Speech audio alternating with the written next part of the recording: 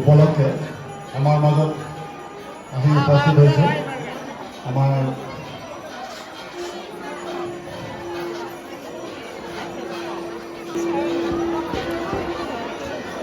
শ্ৰদ্ধাৰ ভক্তপ্ৰাণ ৰাইজ,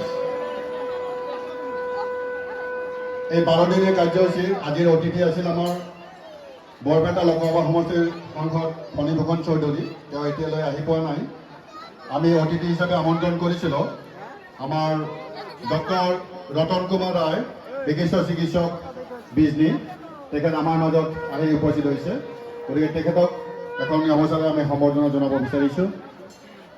সম্বৰ্ধনা জনাব আমাৰ উপসভাপতি কৰ্ণমোহন ৰায়। কমলেশ্বৰ ৰায়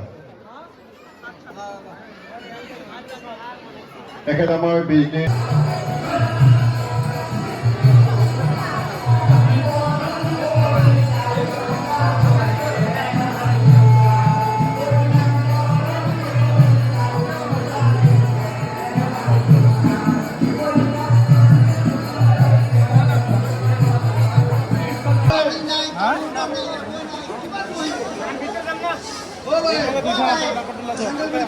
আমিও ভাল পাম।